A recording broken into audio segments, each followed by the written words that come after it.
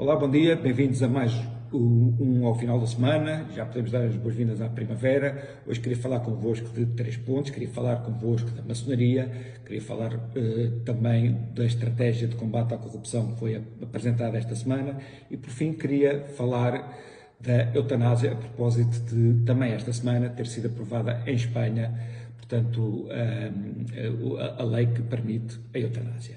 Começando a falar da maçonaria. O que está em causa é se os deputados da Assembleia da República devem ou não tornar público se pertencem à maçonaria. E neste caso nós temos duas variáveis que eu prezo que estão conflituantes. Por um lado temos aquilo que é a pessoa ter o seu direito à sua vida privada, o seu direito de não dar contas a ninguém.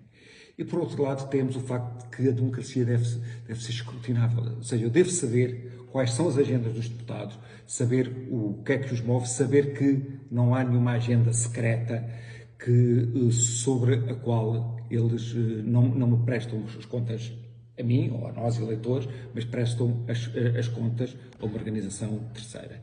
E pesando estes dois valores, eu confesso que sou mais favorável, ou seja, o que prevalece para mim é o facto de termos uma democracia mais transparente que a nossa tem partes da opacidade que não são de todo desejáveis. Isto também, esta semana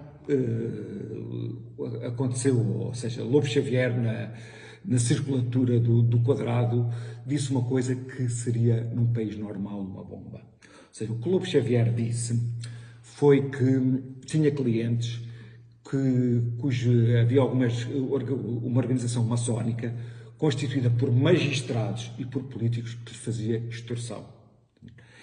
Isto é uma coisa gravíssima. Isto, a ser verdade, é uma das coisas que faz quase com que a máfia italiana seja uma coisa de meninos, ao pé disto. Se nós formos ver, uma das coisas que a maçonaria funciona muito como plataforma de tráfico de influências. E é tal coisa, portanto, não é a mesma coisa eu ter um clube de sueca que é secreto ou pertencer a uma organização maçónica que é secreta. E agora, qual era a minha ideia da maçonaria? A minha ideia da maçonaria era que os irmãos, como eles se chamam, se ajudassem entre si, se promovessem entre si. Por vezes se pode dar a origem a que uma pessoa menos competente seja levada a um lugar onde não chegaria naturalmente, mas eu não pensei que chegasse ao ponto de procederem a um caso de extorsão. Portanto, isto ainda por cima, com magistrados, com políticos lá dentro, isto seria gravíssimo. Ora, Lobo Xavier, para mim, não me prestou um grande serviço ao dizer isto, porque eu confesso que tenho dúvidas se isso é verdade ou se isto é lama para a ventoinha. Lobo Xavier é uma pessoa que tem uma responsabilidade especial, ele é Conselheiro de Estado, e Conselheiro de Estado dá-lhe, entre outras coisas, dá-lhe direito à imunidade. Ou seja, Lobo Xavier podia dizer isto, podia provar, quer dizer, podia levar isto à judiciária e ninguém o podia perseguir, ao contrário de outras pessoas, judicialmente. Se eu quisesse prestar um grande serviço ao país, seria levar isto até às últimas consequências. Assim fica a coisa no ar, fica o diz que diz e não conseguimos tirar consequências fortes que seria bom num caso desses. Mas, resumindo, digamos, tudo o que disse, entre os dois valores, entre o valor da privacidade e o valor da transparência, eu aqui estou mais no valor da transparência. Segundo tema, portanto, foi apresentado o plano de combate à corrupção. O que é que vocês me dizem? A piada está feita, basicamente. Porquê? Um governo que tem sido cúmplice, que tem na bancada que o apoia, um caso como o Hortêncio Martins e outros casos que são menos claros, apoiar, fazer este plano, o que nos dá a todos é uma vontade quase de rir. Porque todos nós sabemos que a liderança mais eficaz é a liderança pelo exemplo. Ou seja, enquanto houver esta cumplicidade toda e eu posso apresentar os planos que forem, que nada disso será levado a sério. Por fim, queria falar da eutanásia. Conforme vos disse, a eutanásia foi esta semana aprovada em Espanha. Em relação ao tema da eutanásia, eu tenho uma posição que foi evoluindo. Quando eu comecei a olhar para o tema pela primeira vez, eu era tendencialmente a favor de uma lei que permitisse a eutanásia. Porquê? Porque eu via a eutanásia, sobretudo, na esfera daquilo que é a nossa liberdade individual e que ninguém deve entrar na minha liberdade individual. À medida que fui aprofundando o tema e, sobretudo, vendo o que se passa noutros países, a minha opinião evoluiu para um sentido menos bom.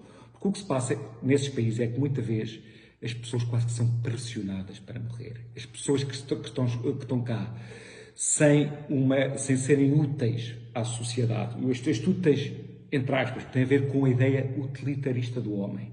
Uma ideia que eu combato. Portanto, que sentem-se de alguma forma pressionadas para morrer.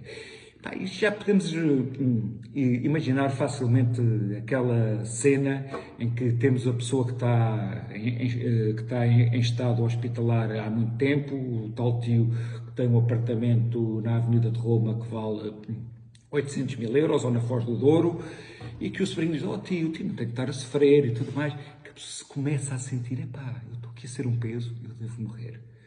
Portanto, é uma lei que tem muito mais, ou seja, que vai muito mais para além daquilo que é a liberdade individual. E digo isto estudando sobretudo o caso da Holanda e o caso da Bélgica. Ora bem, o facto de ter corrido mal na Holanda e o facto de ter corrido mal na Bélgica não significa que corra mal por cá, não. Mas o que é que eu penso no meio disto tudo? Se Espanha, que tem uma cultura mais próxima da nossa, está agora a começar esse processo, esse processo não é uma urgência para o país. Nós não temos que ser dos primeiros países a ter essa lei, mesmo que entendamos que essa lei, que é uma lei que deve ir para a frente. Portanto, o que eu propunha era que se dessem 4 anos para ver como é que ela corre em Espanha e que a partir daí possamos tirar as nossas ilações. Podemos ver o que é que lá correu bem, o que é que lá correu menos bem e assim, se essa lei se for para a frente, se acharmos que é para ir para a frente, que ela vá da forma mais humana possível e que se evite a barbárie que acontece lá pelos países das Brumas do Norte.